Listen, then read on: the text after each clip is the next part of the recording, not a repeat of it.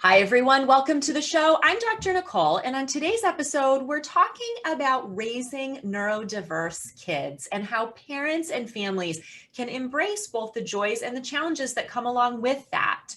I find that when parents and even entire families can really gain a new understanding of what's happening beneath the behaviors and the struggles and embrace the strengths and the opportunities for growth, everybody benefits and thrives. So, to share her story and help us think about a family manifesto for neurodiverse families, I've invited Penny Williams on the show today. Let me tell you a bit about her. Penny is a coffee-loving, neurodiversity-obsessed mom on a mission, honored to help families on this always chaotic, often stressful, anything but ordinary parenting journey. Penny helps parents of challenging kids feel less alone and break down the barriers to success and joy for their families and for themselves. Through her podcast, award-winning books, online parent training programs and conferences, parent coaching, and mom retreats, she's helped thousands of neurodiverse families survive and thrive in the face of ADHD and/or autism. That's one of my favorite bios ever to read. Penny, welcome to the show. Thanks for being here. Thank you so much for the invite. I'm really excited about this. When I came across your work online and particularly this manifesto, I was like, I got to reach out to her. I need to have her on the show. We need to talk about this and just expose families to what you're doing. So I'm thrilled to have you here. And I'd love to start by actually having you tell a bit of your story around this, because you didn't just one day as a professional say, you know what, I'm just going to, start working with these families. You really have a personal journey alongside this that I think so many of our listeners can relate to. So I'd love to have you share that. Yeah, I actually never imagined that I would be in this kind of work. It completely just was my life journey, really. My son was diagnosed with ADHD at the age of 6, which was almost 13 years ago, back in 2008. And I was really confused and lost. There wasn't a lot of information on what I should be doing to help him. The developmental pediatrician gave me a couple of fact sheets and a prescription and said, I'll see you in 3 months. And I just didn't have a clue what to do. And he was struggling so much already by age 6. He was really sad all the time, crying all the time. He just felt like he could never succeed because he was never meeting expectations. And I had no clue what was happening. When he was really little, I thought he was just a rambunctious boy. I was scared to death to have a boy. And this was exactly like what I was scared of, right? As I didn't know how to sort of contain his energy and his enthusiasm. And it was exhausting. And when he went to school, we just started having a lot of challenges right away.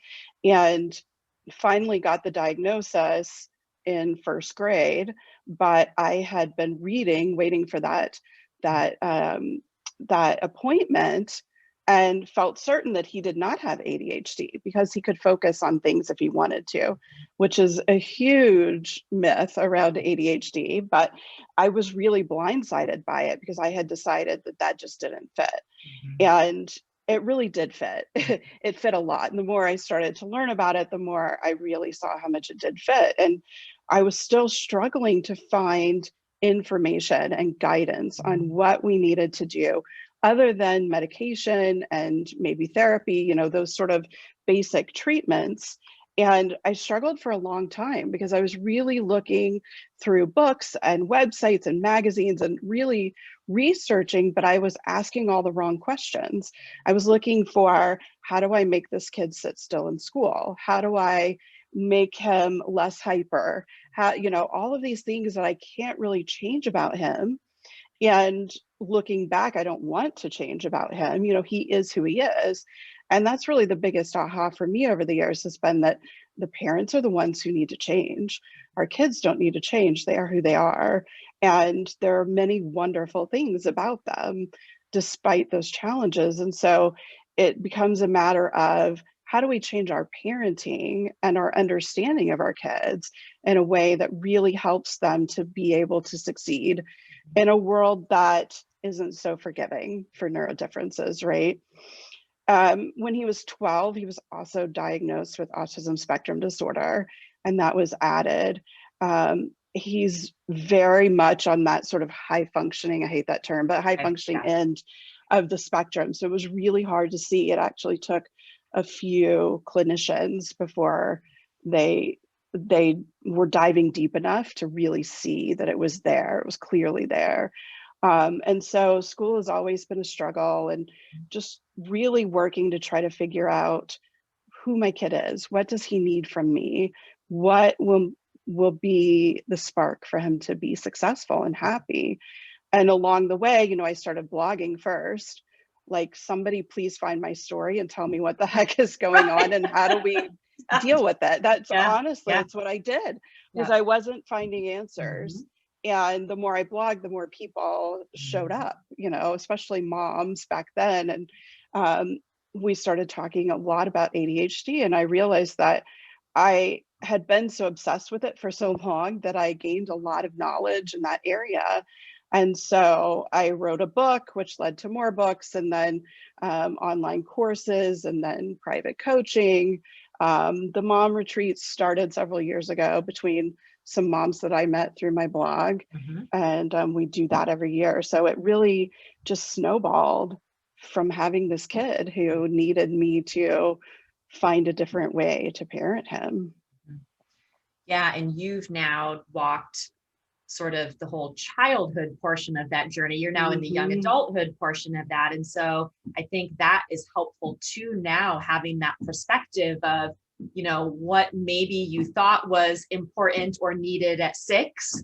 Now having the perspective of hindsight and having, you know, a young adult going, okay, I have maybe some different thoughts or perspectives on what is really important for kids at that age. And you can guide people with that, because I think, you know, what your story really demonstrates is what so many parents say to me when they come into the clinic, which is, look, I know my child has some challenges. Like, clearly I'm aware that we're struggling here, but there's just this lack of real, you know, quality information and supports to help people know what to do beyond the typical things, right? I think your story is still today in 2021, unfortunately, so common. All these years have passed, and still it's like, yep, my child's primary care, you know, provider just gave us a diagnosis and a prescription, and, you know, told us to talk to the school about it, or, you know, sent us to a therapist or whatever. And it's so unfortunate, because there's so many things that can be done, information. And it's also interesting that in a world now where the internet is full of almost too much information, parents struggle too with knowing what do I listen to? Like, everywhere I turn, there's different opinions. And so I think the clarity that you're able to provide, not only based on what you learned, but just based on your own lived experience, it's so valuable for other families. Yeah, I have certainly lived a lot of trial by fire. I know what we have tried and works, what we have tried and does not work, at least for my kid, and really sort of whittled down all the noise. But it took a long time to do. And that's why I really started writing and being more public and trying to help other families. We really suffered for 2 or 3 years not making any progress after diagnosis, because I was just trying to find it on my own. I was trying to find the guidance and the information. And fortunately now there's a whole lot more of what I do out there for families, and there's a lot more guidance. And it's really important to have that. You know, it's, most of us don't know intuitively how to help a kid with ADHD or autism. And even if you're a parent who has one or both of those diagnoses, your kid can still be wildly different from you and have completely different strengths and weaknesses. So what worked for you even may not work for your child. And that's really the foundational piece, is that we have to understand our child. What strengths do they have? What weaknesses do they have? What sensory sensitivities or sensory seeking behaviors are at play? What is driving their behavior from day to day? What is driving what happens from day to day? And there's a lot of science behind that that can really help us. And then there's also a lot of sort of being a detective of your child, figuring out what works for them, what doesn't work, and asking why, always asking why. That's the biggest piece. Mm-hmm. Why is my child tearing up his math homework and throwing it in the trash instead of doing it? Yeah. I can get really upset about that and say, you know, how dare you, and give a punishment and pull it out and tape it up and sit him back down in front of it. Or I can try to figure out why he's struggling with that math. Mm-hmm. And one is going to be way more useful than the other one, right? Way more useful. And again, it's kind of stepping outside of my own experience. Mm-hmm. You know, I do not have ADHD or autism. I grew up in a home where academics were really important.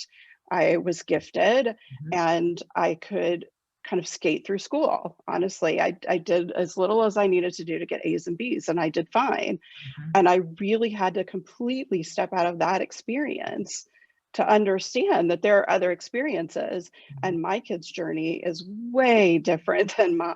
Mm-hmm. And, you know, I learned different values from that I had to throw out.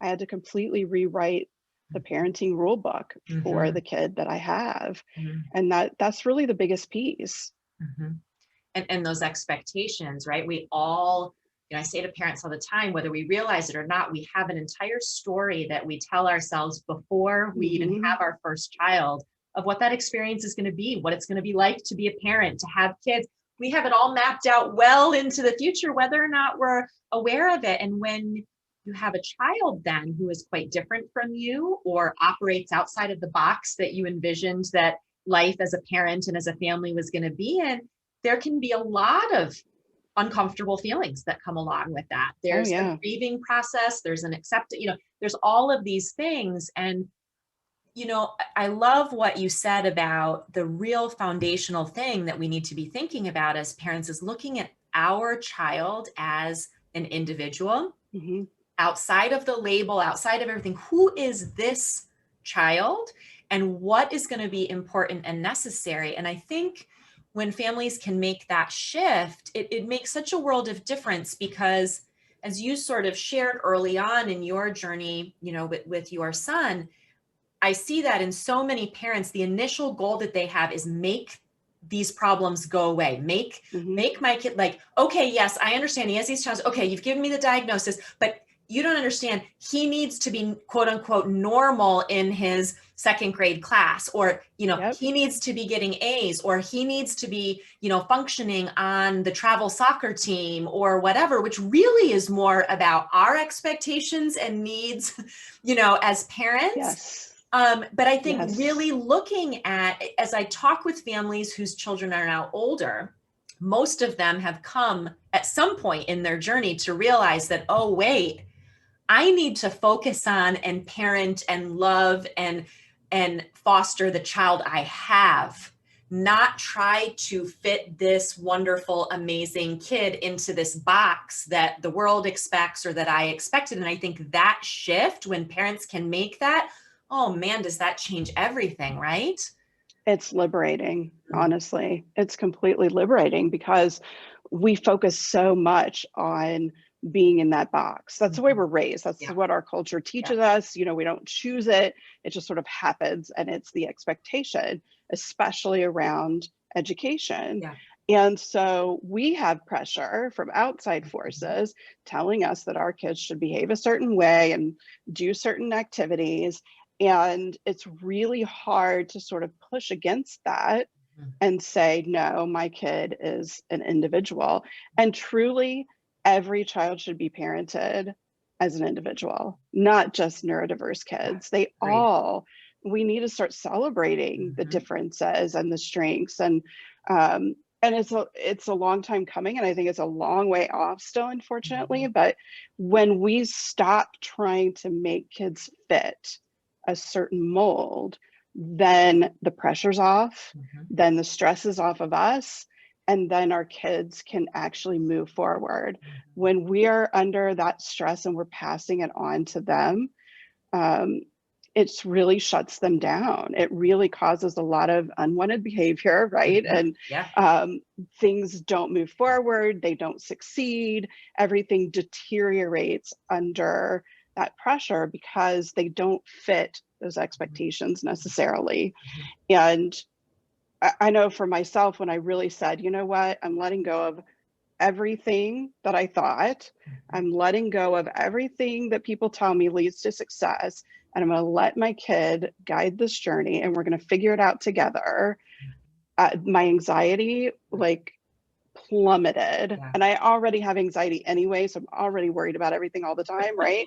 And adding that to it was not Yeah. helping, and it really brought me down, Mhm. which brought the whole family down. Sure. It's not just that your child has ADHD or autism, the Mhm. whole family Yeah. is impacted. We Yeah. all have a truly huge impact from that. It changes who we are. It changes how we relate to each other and what our relationships are like with each other. And so you have to understand that piece and recognize your role in it.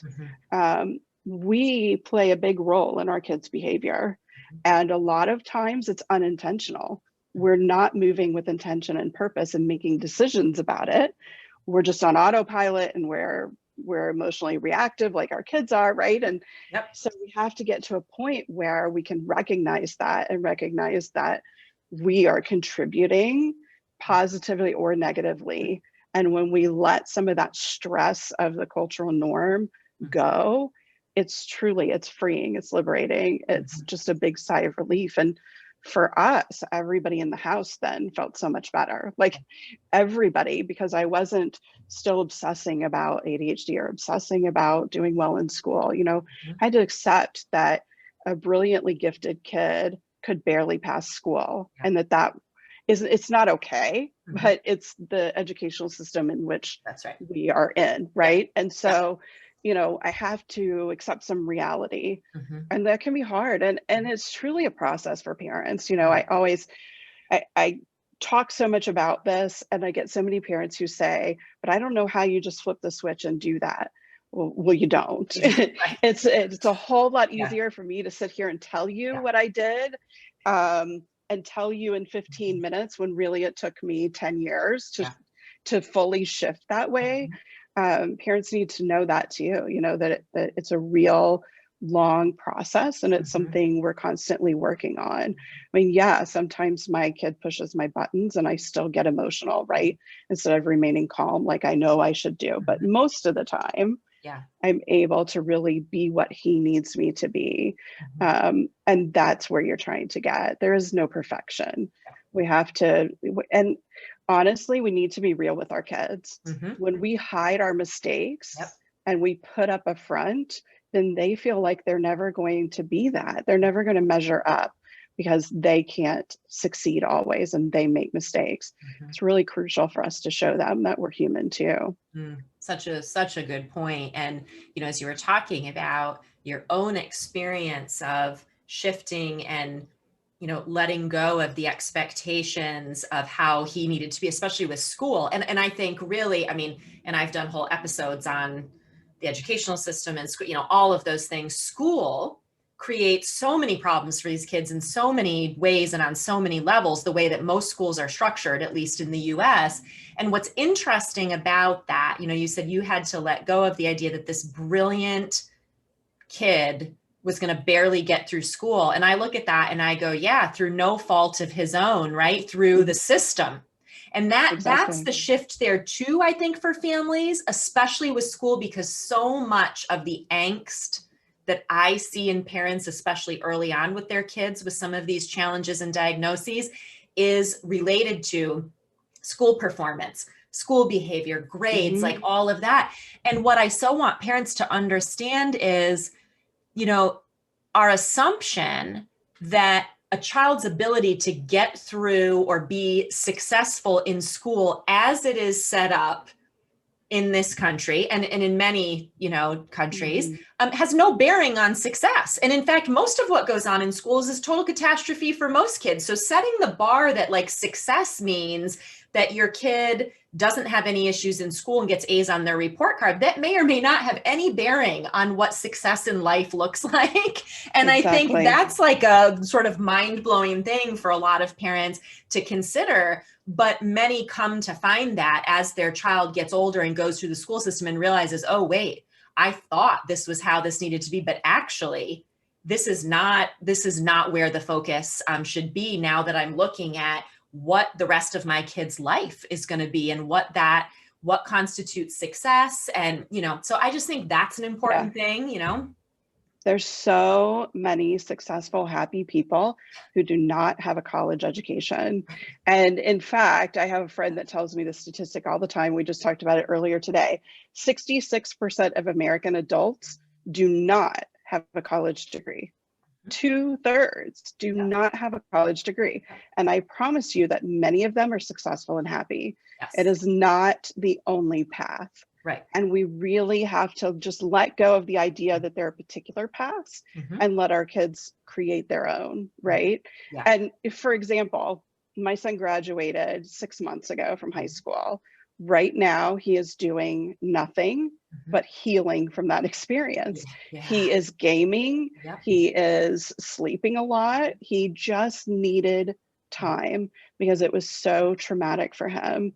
And I still have to fight back feelings of, oh my gosh, he's doing nothing. He can't live his whole life this way, right? I'm still freaking out about that at times, but I know that this is what he needs and that we will figure out his path. Yeah. We knew that a 4-year university straight out of high school was not right for him. He's not ready for that in any way, shape, or form.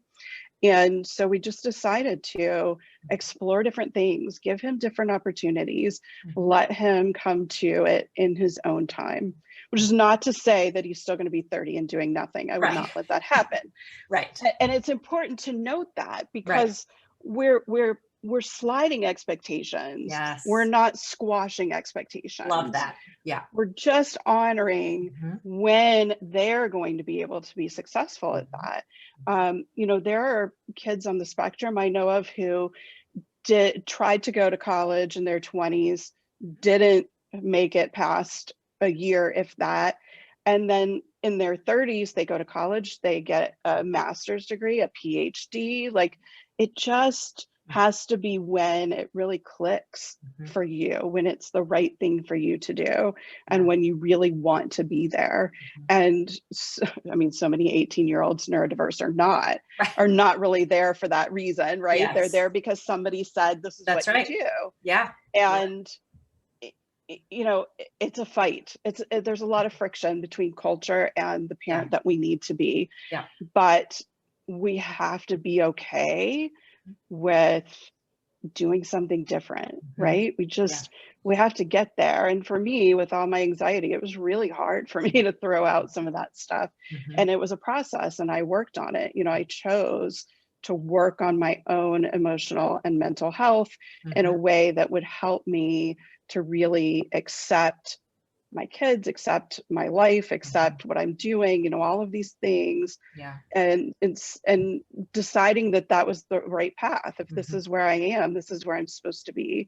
And if this is where my child is, this is where my child is supposed to be. And, again, I fight with that some from time to time still. Like, who wouldn't have an 18-year-old in their house gaming and sleeping and not get a little freaked out sometimes? It's natural. Yeah.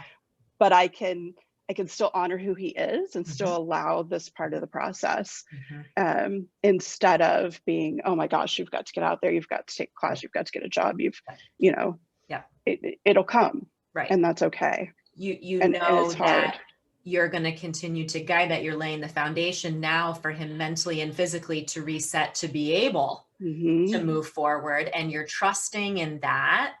And that just because that's going on right now doesn't equal forever. And I think that's where so many people, we get stuck, whether it's with our young child who is having temper tantrums or whatever, and we jump in our minds to them being 50 years old and still having temper tantrums, or, you think, okay, he's just sleeping a lot and gaming right now. Oh my gosh, this is forever. And part of that work around our own mindset and perspective as parents is being able to step back and go, okay, just because this is happening right now doesn't mean this is forever. And that there's that sliding, as you said, those sliding expectations depending on the context. And I think that's a skill to hone, right? The ability to step back from it and to take that perspective. It's hard. you have to work on your mindset. Yeah. And that's really the biggest piece of Mhm. parenting neurodiverse kids. Mhm. It's that mindset, the Yeah. mindset that ordinary expectations don't have to be your expectations, Mhm. the mindset that your kid is doing the best that they can Mhm. today with the skills and development that they have, the mindset that, you know, they can be successful and happy Mhm. and not take a traditional path. Yeah. The mindset that my child's behavior is not personal. Yeah. It's not a personal attack on me. It's not my failure of my child, Mhm. you know, and parents of younger kids who are struggling, especially, we feel like we're failing them Yeah. in school. Yeah. You know, I went to so many meetings. I've written thousands of emails. I Right. advocated Yeah. tooth and nail, and my kids still really struggled in Mhm. school. And when he was really young, it felt like a failure of my own. Mhm. And I had to realize that I was doing everything that I could with the knowledge that I had and the ability that I had that day and the day after and so forth. And that was all I could do. Mhm. That I'm working within someone else's parameters, Yep. right? Yep. And that again, that's a piece of that mindset that we're doing the best that we can. And truly, you know, if a parent is listening to this podcast, a parent is online looking to help their kid, they're a great parent. Yeah. They're already understanding that there's a challenge and Mhm. they want to help their child. They want to empower their child. So you're on the right path. Mhm. And the more you learn, the better you can do. And you just keep going forward with that knowledge. Absolutely. And, you talk about these mindsets, and really, I think these are the pieces that you learned on your own journey that you kind of pulled together into this manifesto, right? About this Yeah. manifesto of the neurodiverse family, which really focuses on some of those things you mentioned. But I'd love for you to touch on that and what this manifesto means to you, why, what some of the key parts are, why you think this is so valuable for families to, because it really is sort of a set of core values of how we're Hmm. going to understand each other and operate as parents and Yeah. as a family. Yeah. So a colleague and good friend of mine, Sarah Wayland, and I are putting together this new initiative called the Behavior Revolution, where we're trying to change people's perspective and approach on behavior to one that is much, much more effective, right? Which is something I learned the hard way over the years.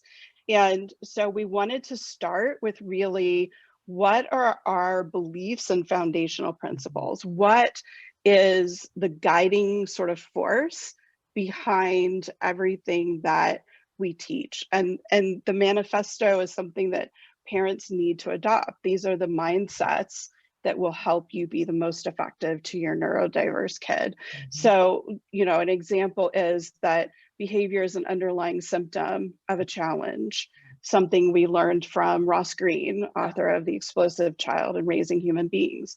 Behavior is communication. When I can step back and say, okay, my child isn't giving me a hard time, my child's having a hard time. Yeah. They're going through something that they don't have the skills to appropriately communicate and show me. And so it's coming out in this negative behavior.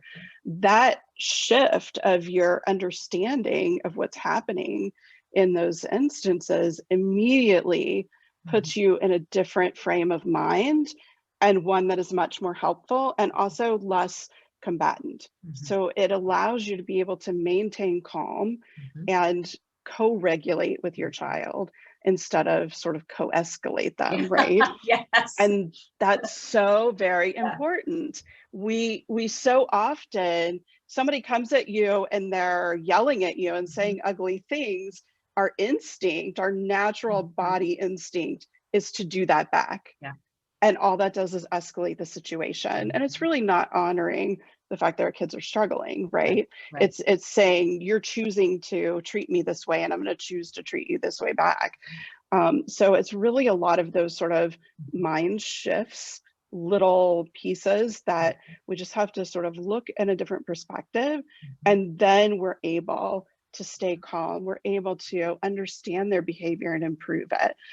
We're able to have a really nurturing and loving relationship. You Mhm. know, that relationship that we have with our kids is a big deal, and it feeds a lot of behavior, both positive and negative. And so, we just really wanted to set forth kind of these tenets of what you would need to understand and adopt and accept in order to kind of see a revolution of behavior within your family related to kids with ADHD, autism, anxiety, those sorts of things that we typically put in that neurodiversity bucket. Well, and I think what's so wonderful about that too is when parents can get clear on sort of their overarching philosophy or values system around these things, it makes it much easier to sort through the jungle of information and approaches and strategies and recommendations out there, right? Because you can more easily then look at, let's say somebody says to you, oh, XYZ approach is great. You should really do that. And sometimes parents be like, oh my gosh, that's the next, I've got to do all these things. But when you can step back and go, okay, what are the guiding tenets of what I believe and understand about my child? Does this approach that, whoever has recommended, does that align with this? It I think is grounding and practically helpful when parents are sorting through all of the options and all of the information too, to match that up again. Does this align with our guiding principles, our understanding, and our vision? And I think that's really helpful. Yeah, and I hadn't really thought about it that way, but it is kind of a framework to maybe vet some other approaches as well. Does it fit within this framework? And really, that's kind of the way that I got to where I am. I started with Ross Greene. And that really resonated with me, and it worked with my kid, right? It made sense and it worked. And I'll say for those people who are listening who maybe missed, this was an episode probably back about a year ago towards the beginning of the pandemic, but Ross was on the show. So for people who missed that episode provides a really nice, just foundational understanding of what Penny's talking about here with Ross Greene's approach. Yeah. Basically, behavior is communication. What is it telling you? And then that puts you in the detective mode, to be able to start asking why and recognizing that they're having a hard time and all of those things. And so as I learned more and researched more, I was kind of putting everything else against that framework that Ross Greene lays out, and figuring out that yes, some things were great and I should try them, and some things probably didn't fit and weren't going to be a good fit for my family. And it is hard. There's so much out there, especially in ADHD land. As a parent of a kid with ADHD, you learn to be very skeptical, not really believe what you read online. There's a lot of misinformation out there. And so you do need some sort of belief system or some sort of foundational parenting approach to really say, okay, does this fit? It's kind of like writing up your family values. So you're writing up your behavior values, right? That's our manifesto. These are our values. These are our beliefs, and everything else we funnel through this lens. And it's really effective. Between the two of us, we have 3 kids who have ADHD and autism. They're all young adults, so we've been doing it a long time, and we just keep coming back over the years to the same things, and decided to put them together and really focus on behavior, because that's really what parents get tripped up with the most. School is a big issue that a lot of people ask for help with, but behavior, regulation, emotions, all of that goes in that same bucket. And it's all typically what we're struggling with our kids. Yeah. And I think, to have some of those guiding principles, whatever those are for your family, to be clear about those for yourself, just provides clarity in so many ways, whether it's information that you read, strategies or treatments that might be recommended, even, for recognizing ourselves as a parent when we're in or out of alignment with our own, behavior with our child, to be able to step back and go, that interaction, that was interesting, or this whole thing that we've been dealing with for weeks, boy, really not going well. Let me go back to my foundational beliefs about this to sort of ground myself and say, where have we maybe gotten off track with some of these? And so I think that that's really powerful. And, I think it's also helpful. One of the things that I think parents struggle with, and we really did, allude to it in our earlier discussion about respecting kids for who they are and looking at kids as individuals. But where treatments and therapies and approaches are concerned, this idea of like fixing or curing or changing the child versus changing things around the child to help, support the areas that aren't as strong, but to really nurture and further them as a human being and to encourage their strengths. Those are such different ways of looking at it. And I think, again, this sort of set of values really helps us focus in more on changing things around the child, maybe changing some of the behavior, but not a focus on you as the person need to change, right? It's a different message. Right. The message is very much our kids are not broken. Yeah. They're not bad. Yeah. They just are who they are, and their brain works differently. And how do we move forward from there? How do we guide them to have a successful and happy life?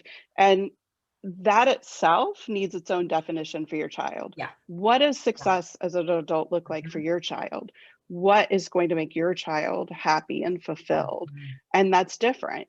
For some, it may be a really high level career, a doctor, a lawyer. For others, it might be like working at a charity for beans, really, right? Very low pay, but that's what feels successful and fulfilling.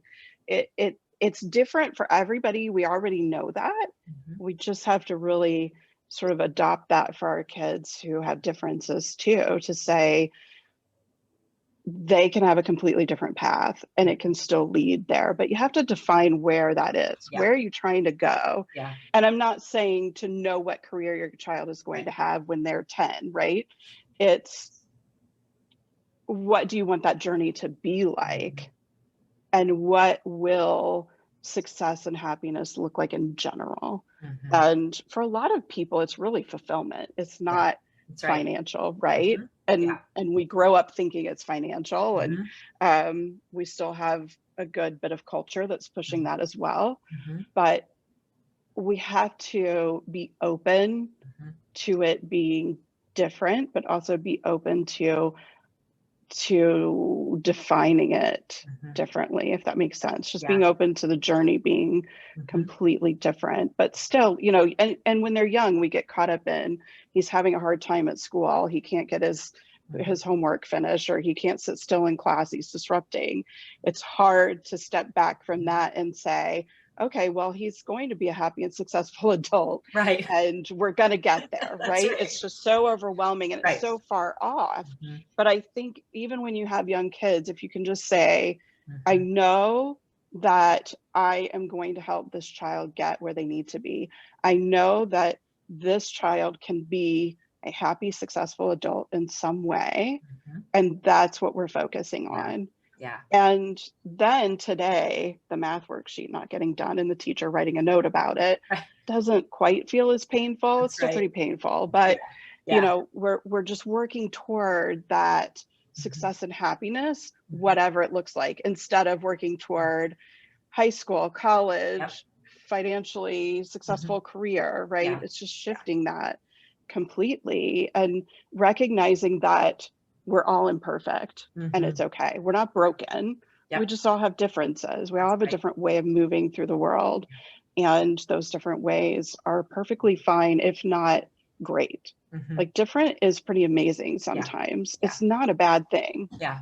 And to recognize that for your family journey as well, that the benchmark that we set should be happiness and healthiness for that journey too. That it's not, not just defining what the end point, what we want that to be for the child, but also what do we want this journey to look like as a family, and realizing that you don't have to sacrifice, those decades of your life of thinking, well, this all just has to be awful and hard. No, look at how to define a set of values, and what does success look like for you as a family, as an individual parent, as a couple, as a family, of what does success mean for us in terms of our stress levels, in terms of our level of joy, our level of enjoyment of each other. I think that's all part of that mix too. Yeah. And something like our manifesto gives you a framework to sort of build those things from. and be able to move forward in a way that is more purposeful and intentional, Yep. which then you're more in control, right? And then you're more satisfied and happy. And the more we let go of, the more things that we're really perseverating on and feeling so anxious about or stressed about, when we let go of that, it leaves room for Yeah. joy. Like we're making room, we're getting rid of some Yeah. of that struggle that we're kind of choosing, Mhm. honestly. You know, we choose how to feel about everything. Yep. Everything is neutral to begin with. We Mhm. choose what emotion we're going to attach to it and how we're going to deal with that emotion. And so if I choose to get really upset because my super smart kid is getting a D in English, Mhm.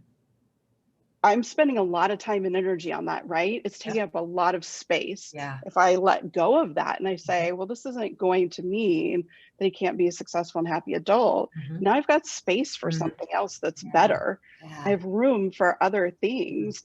Every life has struggle. Mm. I think that's really the biggest. You know, growing up, I always thought if you struggled, you weren't successful somehow. Like Mhm. that other people who were consistently happy just had some other characteristic or life circumstance that was different than mine. I Mhm. really thought that for until I was 40. At Mhm. 40, I said, I really am tired of feeling so down and negative, Mhm. and I've got to find a way to change this. And I did a Mhm. lot of work for myself and realized that I could choose to be a survivor instead of a victim. And Mhm. I could, there was so much power right in my thoughts and the feelings that I attached and how I choose to work through something. That is super liberating too, really. Mhm. But it again, it just left all this room now, all these things that I was struggling with and fighting against. When I could let go of some of that, there was just room for happiness and peace, Yeah. right? Like Yeah. just a few minutes of calm and Yep. quiet would Yep. be amazing. And Yep. it provided that. It Mhm. provided time, which then of course took care of my health, right? That's Because right. the more stressed we are, the worse we feel Yep. physically. And it's just a snowball, of course. Mm. But I hate that in our culture, we tell parents they have to give everything of Yeah. themselves to be a good parent. That's right. Because really, when you're not doing well, Mhm. you're doing less for your kids. So You can true. only do the best for your kids when Mhm. you are also doing your best for Mhm. yourself. Mm. It's powerful stuff. It is powerful stuff and just beautifully shared. And I just love that takeaway of make room, get rid of the things that aren't working, that aren't serving you and your child, so you can make room for the joy and the peace Hmm. that you and your kids deserve.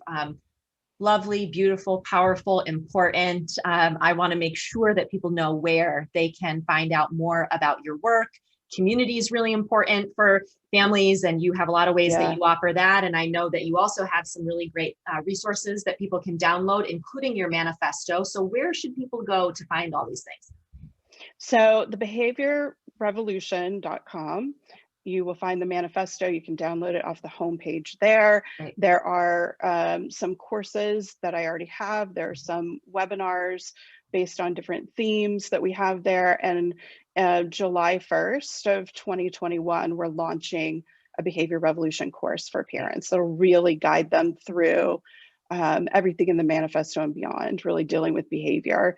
My personal website is parentingadhdandautism.com, Right. and everything is linked up there. So a link to the private Facebook group, which is super supportive. It's a Mhm. lovely group of parents. The Happy Mama Retreat, which will finally happen again this September. Yay. We didn't have it for Yeah. almost 2 years. Right. And my podcast, Parenting ADHD podcast, is there. And I'm sure other things because I try to do way too many things at one time. So, but it's all linked on that one website. But be sure to get the manifesto. I Yeah. think it's just something, I have it on my wall. Mhm. Sarah, who co-created it with me, has it on her wall. We look at it all the time. And Yeah. it's just such a good barometer Mhm. of where you are in your parenting. Are you following those values, or do you need to sort of shift and refocus? Awesome. So go to behaviorrevolution.com and also parentingadhdandautism.com for all those great things. And Penny, thank you, not just for being with us today and sharing your story and all of these wonderful insights, but thank you for the time and the energy and the emotion and the effort that you're putting into really serving parents and families and spreading the word about these powerful mindsets and strategies. Thank you for everything that you're doing in that realm too. Thank you. You too. I'm enjoying the podcast. Thank you. Thank you. And thanks to all of you, as always, for being here and listening. We will catch you back here next week for our next episode of the Better Behavior Show.